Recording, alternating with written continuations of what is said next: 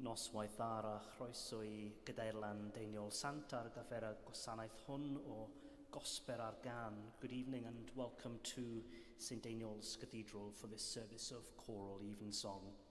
We're delighted to welcome as our guest preacher this evening the Reverend Canon Alan Pierce-Jones.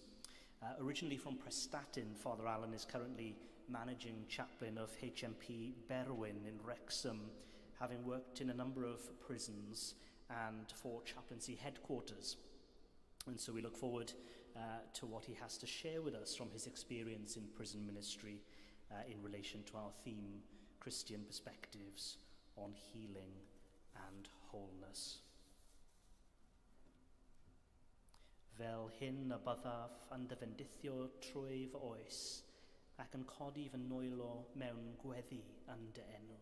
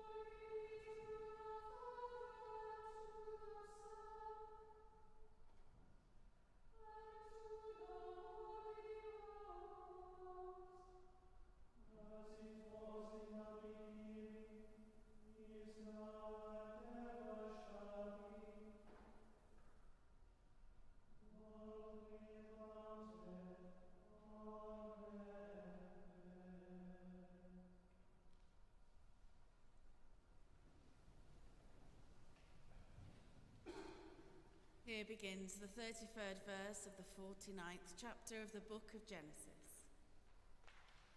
When Jacob ended his charge to his sons, he drew up his feet into the bed, breathed his last, and was gathered to his people. Then Joseph threw himself on his father's face and wept over him and kissed him. Joseph commanded the physicians in his service to embalm his father. So the physicians embalmed Israel. They spent 40 days in doing this, for that is the time required for embalming. And the Egyptians wept for him for 70 days. When the days of weeping for him were past, Joseph addressed the household of Pharaoh. If now I have found favor with you, please speak to Pharaoh as follows. My father made me swear an oath. He said, I am about to die. In the tomb that I hewed out for myself in the land of Canaan, there you shall bury me. Now therefore let me go up, so that I may bury my father, then I will return. Pharaoh answered, Go up and bury your father as he made you swear to do. So Joseph went up to bury his father.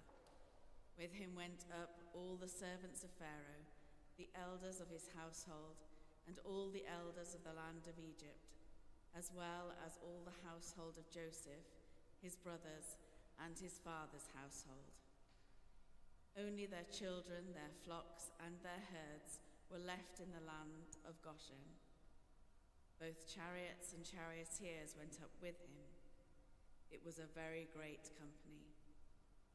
When they came to the threshing floor of Atad, which is beyond the Jordan, they held there a very great and sorrowful lamentation. And he observed a time of mourning for his father for 7 days. When the Canaanite inhabitants of the land saw the mourning on the threshing floor of Atad, they said, "This is a grievous mourning on the part of the Egyptians." Therefore the place was named Abel Mizraim. It is beyond the Jordan. Thus his sons did for him as he had instructed them. They carried him to the land of Canaan and buried him in the cave of the field at Machpelah, the field near Mamre, where Abraham brought a burial site from Ephron the Hittite. After he buried his father, Joseph returned to Egypt with his brothers and all who had gone up with him to bury his father. Realizing that their father was dead, Joseph's brothers said, "What if Joseph still bears a grudge against us and pays us back in full for all the wrong that we did to him?" So they approached Joseph, saying, "Your father gave this instruction before he died. Say to Joseph, 'I beg you, forgive the crime of your brothers and the wrong they did in harming you. Now therefore please forgive the crime of the servants of the God of your father.' Joseph wept when they spoke to him. Then his brothers also wept, fell down before him and said, 'We are here as your slaves.' But Joseph said to them, 'Do not be afraid. Am I in the place of God? Even though you intended to do me harm, God intended it for good, in order to preserve a numerous people, as he is doing today. So have no fear. I myself will provide for you and your little ones.' In this way he reassured them, speaking kindly to them. So Joseph remained in Egypt, he and his father's household, and Joseph lived for 110 years. Joseph saw Ephraim's children of the 3rd generation. The children of Machir, son of Manasseh, were also born on Joseph's knees. Then Joseph said to his brothers, 'I am about to die, but God will surely come to you and bring you up out of this land to the land that he swore to Abraham, to Isaac, and to Jacob.' So Joseph made the Israelites swear, saying, 'When God comes to you, you shall carry up my bones from here.' And Joseph died, being 110 years old. He was embalmed and placed in a coffin in Egypt. Here ends the first lesson.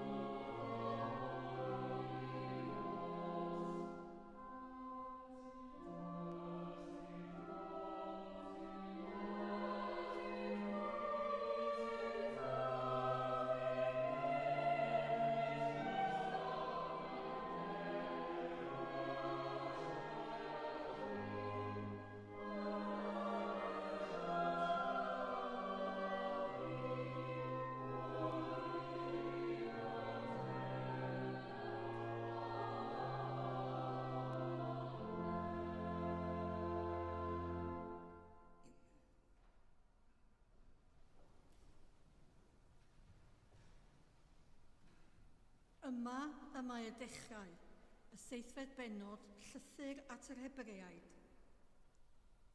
Cyfarir Melchistech, hwn, brenin Salem, offeiriad i'r Duw goruchaf, ac Abraham, wrth iddo ddychwelyd o daro'r brenhinoedd, a bendithiodd ef, a rhannodd Abraham iddo yntai, ddegwm o'r cwbl. Yn gyntaf, ystyr ei enw ef yw brenin cyfiawnder, ac yna mae'n frenin Salem. Hynny yw brenin tangnefedd. Ac yntai heb dad, heb fam, a heb achau, nid oes iddo na dechrau'r dyddiau na diwedd einioes. Ond wedi ei wneud yn gyffelyb i fab Duw, y mae'n aros yn offeiriad am byth. Ystyriwch pa mor fawr oedd y gŵr hwn yr rhoddwyd iddo. Ddegwm o'r anraif gan Abraham, a patriarch. Y nawr y mae'r rheini o blith disgynyddion Lefi sy'n cymeryd swydd offeiriaid dan orchymyn yn ôl y gyfraith i gymryd degwm gan y bobl. Hynny yw ei cyd-genedl mae disgynyddion Abraham ydynt. Ond mae hwn, nad yw o'n llinach hwy, wedi cymeryd degwm gan Abraham ac wedi bendithio hwn mae'r addewidion ganddo. A heb ddadl o gwbl, y lleiaf sy'n cael ei bendithio gan y mwyaf yn y naill achos rhai meidro sydd yn derbyn degwm, ond yn y llall, un y tystiolaethir amdano ei fod yn aros yn fyw, gellir dweud hyn yn oed fod Lefi, dderbyniwr y degwm, yntai wedi talu degwm drwy Abraham, o blegyd yr oedd ef eisoes yn llwynau ei gyndad pan gyfarfu Melchistec a hwnnw. Yma y terfyn yr ail lith.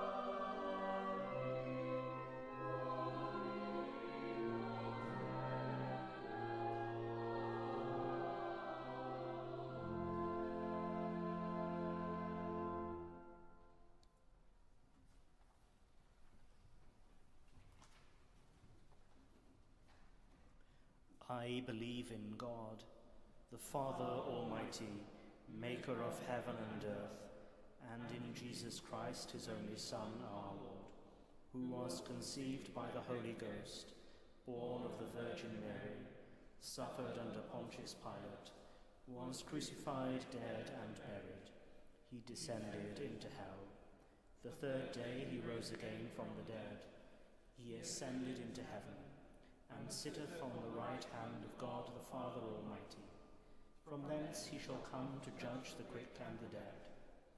I believe in the Holy Ghost, the Holy Catholic Church, the communion of saints, the forgiveness of sins, the resurrection of the body, and the life everlasting. Amen.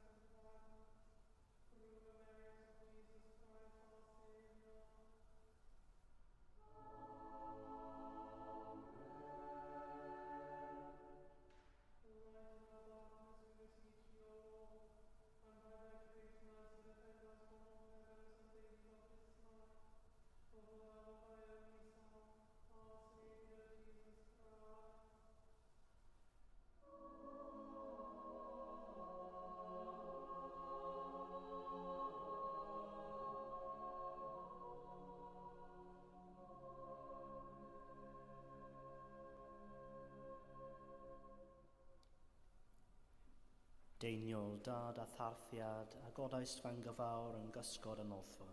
Ath godwyd ath baglu fygeilio Gwynedd Meilgwn gynt. Cwyd i'r eich alfanau weddiau eilwyd dylynydd yn y fangro hon, fel y cyfyd gwawddydd ffydd, gobaith a chariad yn ein colonnau'n fyddol. Amen.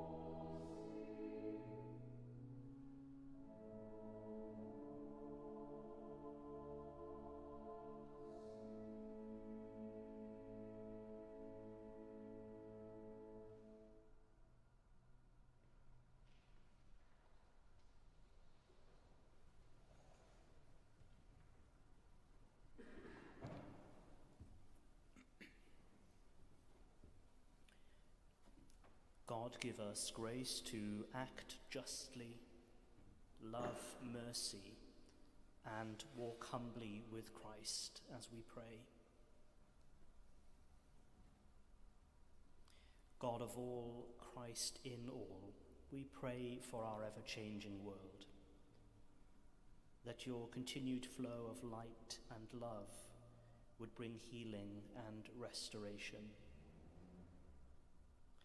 As we continue to navigate the changes in our society due to pandemics, politics, and personal challenges, we particularly pray for those whose lives have been formed around prison life and are reintegrated into the outside world. As they come to terms with new levels of freedom, we pray for wisdom and discernment to continue their journey of transformation. As they come to terms with new responsibilities, we pray for the right support around them. Bless those in our world dealing with seismic changes in their lives. May we better see the world of the other and show grace and compassion to the stories we find around us.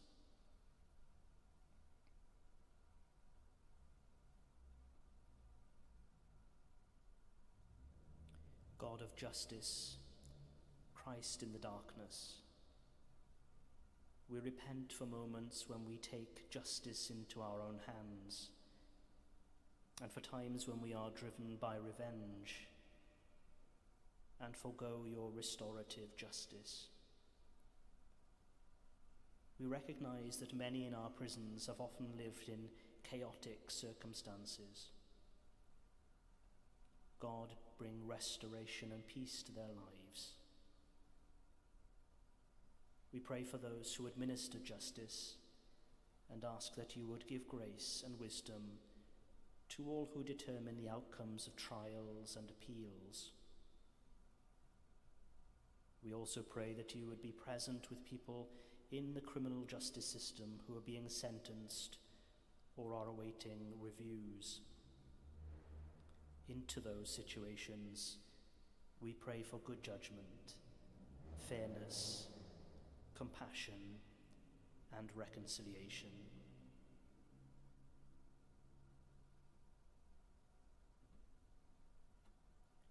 God of love, Christ in community, show us how we can give freely and willingly of what we possess, including our time, to serve and support those who you love and care for, connected with the prison system.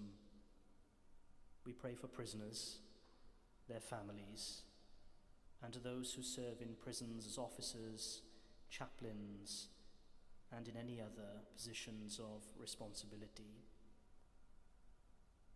May they be aware of your presence with them, and may your Spirit bring them peace and the hope of new life in Jesus Christ. We pray for all who work in prisons. Keep them safe and help them to know and demonstrate your compassion and grace in their lives. We pray too for all victims of crime. May your Spirit bring them healing and peace as they seek to rebuild their lives.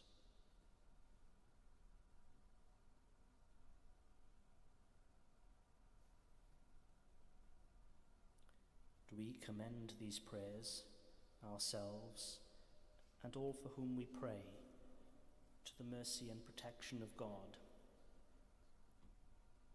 Gras ein harglwydd Iesu Grist, a chariad Duw, a chymdeithas yr ysbryd glân, a fo gyda ni oll, byth bythoedd.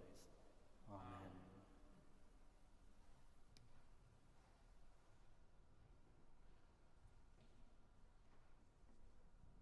May the words of my mouth and the meditation of our hearts be now and always acceptable in thy sight, O Lord, our strength and our Redeemer.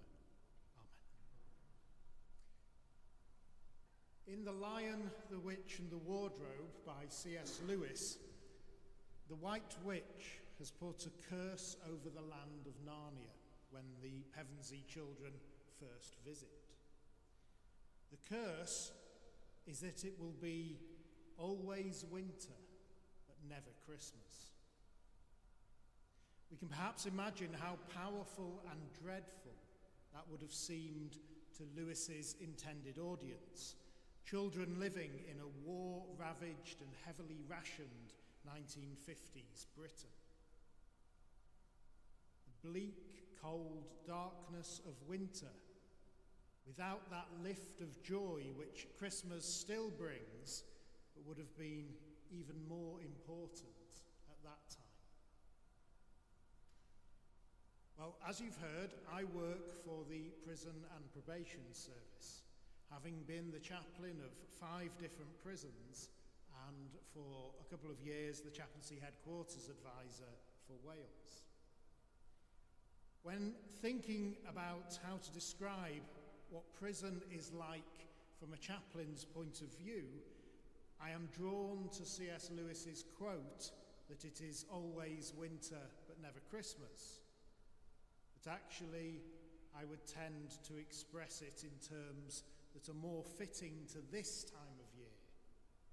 That in prison, it is always Lent, but never Easter. And in a nutshell, that is probably the task of a prison chaplain, or at least of a Christian one, to bring something of the light and hope of the resurrection into the enforced frugality and darkness of prison life. Actually, I'm going to correct myself. It's not the job of the chaplain to bring light and hope in. It's the job of the chaplain to journey with those in that place, both staff and prisoners, and help them become aware of the light and hope brought by Christ, who is already present in that place. Now, as chaplains, we've been doing this for a long time. The church has been involved with prisons, and there have been Christians of one kind or another visiting people in prison and helping them resettle after prison since at least the 1800s, when we started to develop in this country something like prison as we know it today. Indeed, the modern probation service grew out of the Church of England's Temperance Society, who in the 19th century began to appoint missionaries to meet people being released from prison, to ensure that they used their first moments of freedom well, rather than simply going to the nearest tavern.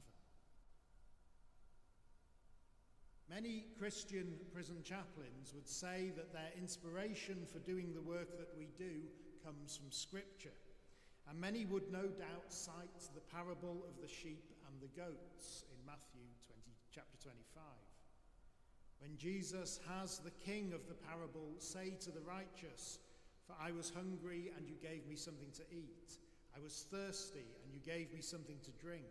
I was a stranger and you invited me in. I needed clothes and you clothed me.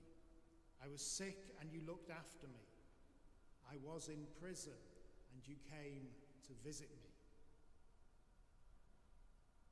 This, of course, is a good passage, although personally I would take my inspiration from the Gospel of Luke, when Jesus, quoting Isaiah, says, "The Spirit of the Lord is on me, because he has anointed me to proclaim good news to the poor. He has sent me to proclaim freedom for the prisoners and recovery of sight for the blind, to set the oppressed free." Because it seems to me that this is what is needed. Now, I'm not necessarily talking about physical freedom here. Those in prison are rightly and justly convicted by our courts. It is important for society, for the victims, and for the prisoners themselves that they serve the time allotted to them. But those in prison are actually prisoners of much more than just the system. Often they are prisoners of their own desires, addictions, misunderstandings about the world, blinded by anger, hatred, or lack of knowledge, oppressed by mental health issues and poor circumstances in life. If they are ever to be truly free, they need the healing, wholeness, and support that we as Christians believe that Christ can offer. And it's important that all of us, chaplains, yes, but the whole church is engaged in this work. Because the thing that a lot of people don't think about is that the vast majority of the 80,000 or so people in prison in this country will one day be freed. In fact, it's only about 70 who won't. And when they are freed, they will be living back among us in the towns and communities from which they came, including this city. We owe it to them, to the victims of crime, and to ourselves, to try and help ensure that when that day comes for them, it does so with some healing and wholeness for everyone involved. We need to bring the healing that can make people not just physically free, but truly and spiritually free. And one of the things I always say is that as chaplains in a prison, we have a unique superpower. And that is that we can't actually do anything. Many other departments in the prison have things they want to do, interventions to deliver, medication, education, sentence planning. But as chaplains, at the core of what we deliver is simply being. Simply coming alongside someone, walking with them in their suffering as Christ does. And I believe that this is the most profound and powerful thing that we have to offer. In the eyes of the world, nothing. But through the eyes of faith, everything. And the best thing that we can possibly give, Christ himself. So is healing and wholeness needed in prison? Absolutely. Can it be Easter at the end of a long Lent? Yes, of course. Can the curse of winter be lifted and the hopes of Christmas poke through? We need to help those in prison heal from their problems, from their own sinfulness, and come to recognize the peace and truth of Christ. And sometimes it's as simple as just taking time, making time, being there and listening to people as they, with Christ, work through this themselves. Let us never underestimate the great healing power that a helpful hand, a listening ear can bring. And this doesn't need great scholarship. It doesn't need expert chaplains to deliver, which is just as well in my case. It just needs all of us who know the Lord for ourselves. It just needs us to be there, to point him out, And so to sum up, can I just say a few things?